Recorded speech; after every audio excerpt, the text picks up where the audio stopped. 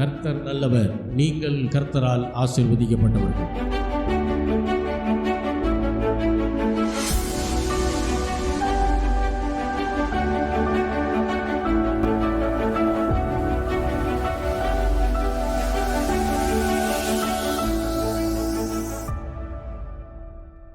நாம் நின்ற வண்ணமாக பாடல்களை பாடலாம். விசுவாச வார்த்தை பாடல் புஸ்தகத்திலே 35வது பாடல், இஸ்ரவேலே கர்த்தரை நம்பு, கர்த்தரை நம்பு, அவரே உன் துணையும் கேடகும் மாணவர் என்கிற பாடல். நாம் எல்லாரும் உற்சாகமாய் கரங்களை தட்டி ஆண்டவரை ஆராதிப்போம்.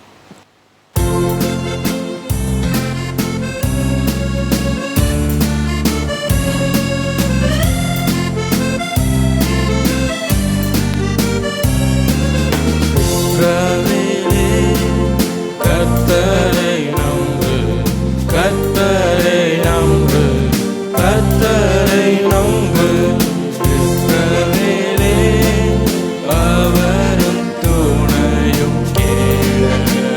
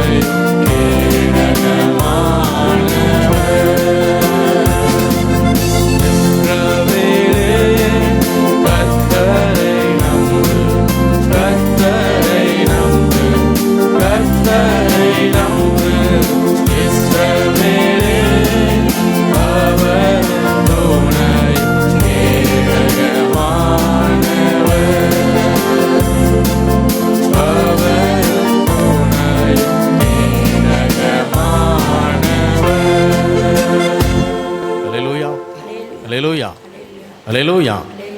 கர்த்தருடைய கிருபையினாலே நாம் எல்லாரும் இந்த பூமியில் வாழ்ந்து கொண்டிருப்பது ஏதோ நம்முடைய திறமையோ அல்லது நம்முடைய கேரக்டர்னாலேயோ இல்லை. அது முழுக்க முழுக்க தேவனுடைய அன்பு. தேவன் நம்ம மீது வைத்திருக்கிற அன்பு. அந்த அன்புனால தான் இந்த பூமியில் இருக்கிறோம்.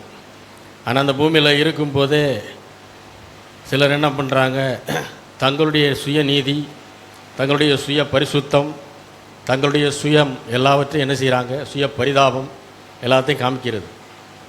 அதில் தான் நம்ம ஏதோ உயிர் வாழ்கிற மாதிரி, அதில் தான் நம்ம ஏதோ சக்ஸஸை பெறுற மாதிரி நினச்சிட்டு இருக்கிறாங்க. அதிலெல்லாம் ஒன்றும் கிடையாது.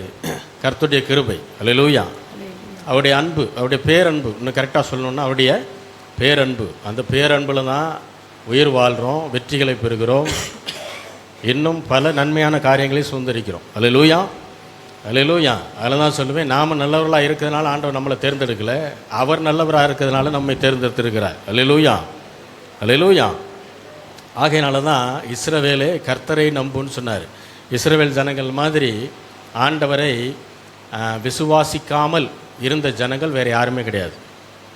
அவங்க செங்கடலில் பிளந்த அற்புதத்தை பார்த்தார்கள், கண்கூட பார்த்தாங்க, மாம்ச கண்களினால் அதை பார்த்தார்கள். ஆனாலும் ஆண்டவரை விசுவாசிக்கவில்லை. வனாந்திரத்தில் பல முறை ஆண்டவரை பரீட்சை பார்த்தார்கள். ஆனால் தேவன் தேர்ந்தெடுத்த ஜனம் யார் தெரியுமா? இஸ்ரவேல் ஜனம்தான்.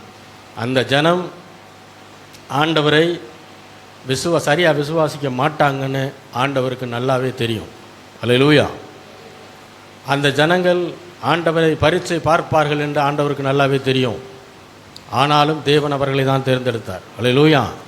அதுக்கு காரணம் கர்த்தருடைய பேரன்பு. அந்த பேரன்புக்கு முன்பாக எதுவுமே கிடையாது, எதுவும் முன்னாடி நிற்க முடியாது. அல்லேலூயா, அல்லேலூயா. ஆகையினால தேவனுடைய நீதியை உடுத்தினவர்களாக தான் இருக்கணுமே தவிர சுயநீதியை உடுத்தி கொண்டவர்களாக என்ன செய்யக்கூடாது, இருக்கக்கூடாது. அது நியாயப்பிரமாணம். அதை பேசுகிறதுக்கு நிறையா சபைகள் இருக்குது, நியாயப்பிரமாண சபைகள் நிறையா இருக்குது. அதை நீங்கள் வீட்டில் இருந்து திரும்பி பார்த்தீங்கன்னா தெரியும். அந்த மாதிரி நிறைய சபை இருக்குது. அங்கே அதெல்லாம் பேசுவாங்க. சுயநீதி, சுய பரிசுத்தம் எல்லாம் அங்கே இருக்குது. ஆனால் அதில் மிஞ்சி போனால் 1 கிலோமீட்டர் கூட ஆவிக்குரிய வாழ்க்கையில் போகவே முடியாது. அல்லேலூயா. டோட்டல் ஃபெயிலியர் தான் அங்கே வரும். ஆனால் கர்த்தருடைய நீதியின் வஸ்திரத்தை உடுத்து கொண்டவர்களாய் நாம் போகும்போது பலவிதமான ஆண்டவருடைய சூழ்நிலைகளை நாம் என்ன செய்ய முடியும், வெற்றி பெற முடியும். காரணம், நாம் உடுத்தியிருப்பது தேவனுடைய நீதி. அல்லேலூயா.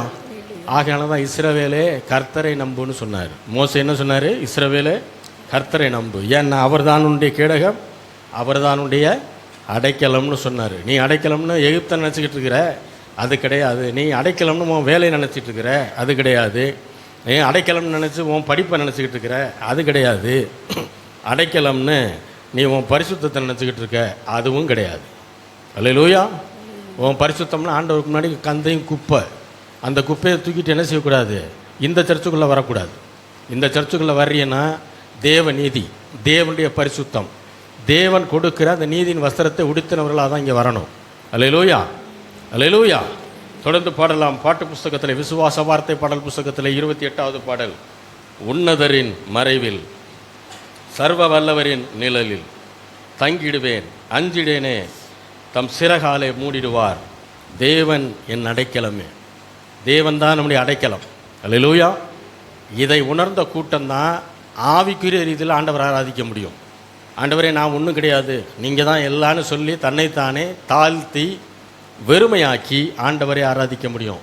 மற்றவர்கள் எல்லாம் சுயநீதியில் தான் என்ன செய்ய முடியும், தேவனை ஆராதிப்பார்கள். அதற்காக நாம் இங்கே வரல. அல்லேலூயா.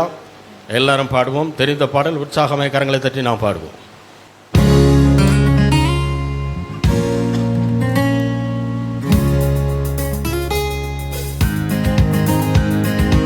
உன்னதரின் மறைவில் சர்வ வல்லவரின் நிழலில் தங்கிடுவேன், அஞ்சிடேனே, தம் சிறகாலில் மூடிடுவார், தேவன் என் அடைக்கலமே.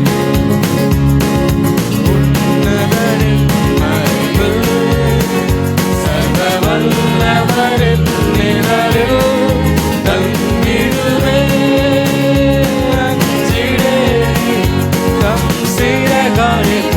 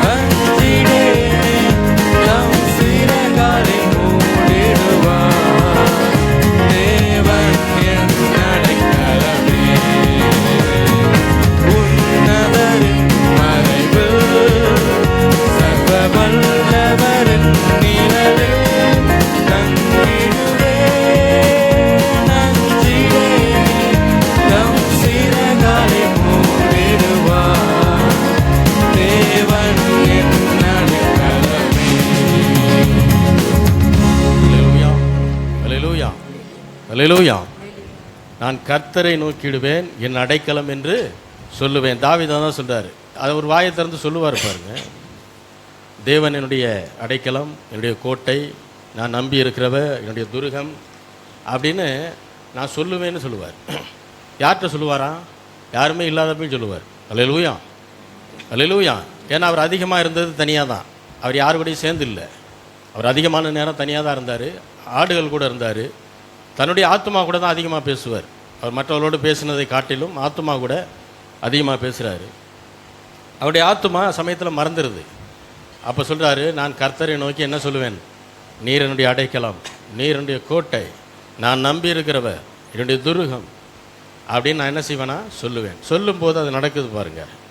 அவருக்கு தேவன் அடைக்கலமாக இருந்தார், தேவன் அவருக்கு கோட்டையாக இருந்தார். அல்லேலூயா. இன்னைக்கு வரைக்கும் தாவீதின் கோட்டை எருசலேமில் இருக்குது. அல்லேலூயா, அல்லேலூயா. தாவீதின் ராஜ்ய பாரத்தை அஸ்திபாரப்படுத்தின தேவன் உங்களுக்கும் எனக்கும் உண்டு. அல்லேலூயா, அல்லேலூயா. அதை மறந்துடக்கூடாது. அப்போ ஆண்டவர் தாவீதுக்கு அந்த அளவுக்கு கிருபைகளை கொடுக்க முடியும்னா, புதிய உடன்படிக்கை பிள்ளைகளாக இருக்கக்கூடிய உங்களுக்கும் எனக்கும் தேவனால் என்ன செய்ய முடியும்? அந்த கிருபைகளை அளிக்க முடியும். அல்லேலூயா. பெற்றுக்கொள்வதற்கு நம்ம இடத்துல விசுவாசம் மட்டும்தான் தேவை. விசுவாசத்தோடு ஆண்டவர்கிட்ட போகும்போது நாம் அதை சுதந்திரிக்கிறோம், அதை பெற்றுக்கொள்கிறோம். அல்லேலூயா. தொடர்ந்து பாடலாம். 30வது பாடல். என் பெலன் நீரே, அன்பு கூறுவேன், மகிழுவேன் நிதமும் உம்மில், உம்மையல்லாமல் தேவன் யார், என் கண்மலை கோட்டையும் நீரே. அல்லேலூயா, அல்லேலூயா. எல்லா பாட்டிலையும் கண்மலை வந்துடுது.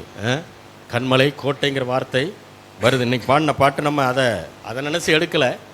ஆனால் 3 பாட்டிலையுமே அது வருது. ஆண்டவர் சபைக்கு என்ன சொல்கிறாரு? நான் தான் உன்னுடைய கோட்டை, நான் தான் உன்னுடைய அடைக்கலாம். வேறு எதையும் நம்பாத, சூழ்நிலையை நம்பாத. சூழ்நிலை மோசமாக இருக்கலாம், நல்லா இருக்கலாம், அது விஷயம் கிடையாது. சூழ்நிலை மாறிக்கொண்டே இருக்கும். நான் கர்த்தர், நான் மாறாதவர். இயேசு கிறிஸ்து நேற்றும் இன்றும் என்றென்றைக்கும் மாறாத தேவன். மாறாத அவரை விசுவாசி, அவருடைய வார்த்தைகளை விசுவாசின்னு ஆண்டவர் நமக்கு சொல்கிறார். அல்லேலூயா, அல்லேலூயா. உலகம் உங்களை எப்படி பார்க்குதுன்றதை பற்றி நீங்கள் அதை பற்றி கவலையப்படாதீங்க. உலகம் வந்து உங்களை மோசமாக தான் பார்க்கும். அதை பற்றிலாம் நீங்கள் கவலையை படக்கூடாது. பாருங்கள், கர்த்தர் உங்களை எப்படி பார்க்குறான்றதான் முக்கியம். அல்லேலூயா, அல்லேலூயா. ஆகையினாலே ஆண்டவர் எப்படி பார்க்குறான்றதை புரிஞ்சுக்கிட்டீங்கன்னா நீங்கள் உலகத்தின் சூழ்நிலைகளுக்கு ஒரு நாளும் பதற்றப்பட மாட்டீங்க, பயப்பட மாட்டீங்க. அல்லேலூயா, அல்லேலூயா. எல்லாரும் இந்த பாடலை தேவன் நமக்கு செய்த நன்மைகளை நினைத்தவர்களாய் இந்த பாடலை நாம் பாடி தேவனை ஆராதிப்போம்.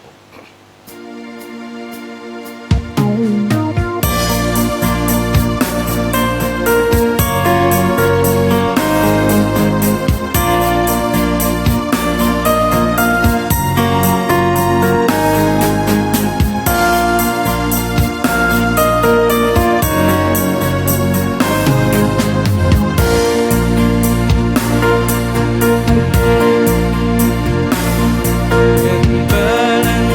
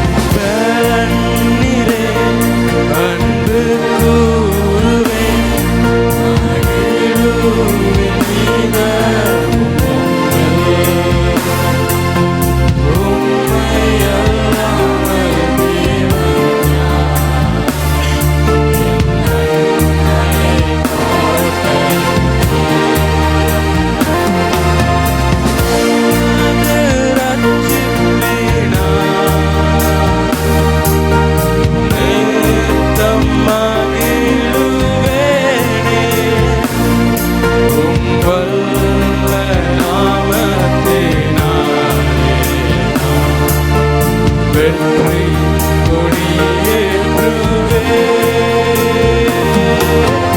உமது ரட்சிப்பினால் நித்தமாகிடுவேன். உம்பல்ல நாமத்தினால் வெற்றி கொடியேற்றுவே. என் ஜீவன் நீரே, ஆவியானவரே, மூவரில் ஒன்றானவரே, உம்மை அல்லாமல் தேவன் யார்? என் மீட்பின் நற்சாரம் நீரே. என் ஜீவன் நீரே, ஆவியானவரே, மூவரில் ஒன்றானவரே, உம்மை அல்லாமல் தேவன் யார்? என் மீட்பின் நற்சாரம் நீரே. தூய ஆவியே, நேர்த்தரவாளனும் நீரே, உம்வல்ல வார்த்தைகளாலே நான் வெற்றி கொடியேற்றுவேன். தூய ஆவியே, நேர்த்தரவாளனும் நீரே, உம்வல்ல வார்த்தைகளாலே நான் வெற்றி கொடியேற்றுவேன். என் பலன் நீரே, அன்பு கூறுவேன், மகிழுவேன் நீர்தாம். உம்மை அல்லாமல் தேவன் யார்? என் கண்மலை கோட்டையும் நீரே. என் பலன் நீரே, அன்பு கூறுவேன், மகிழுவேன் நீர்தாம். உம்மை அல்லாமல் தேவன் யார்? என் கண்மலை கோட்டையும் உமது ரட்சிப்பினால்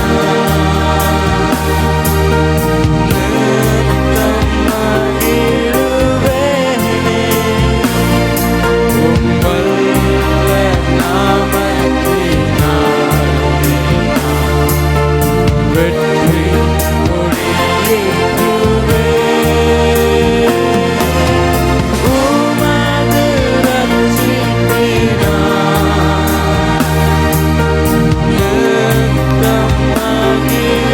நித்தமாகிடுவேனே. உம்பல்ல நாமத்தினால் நான்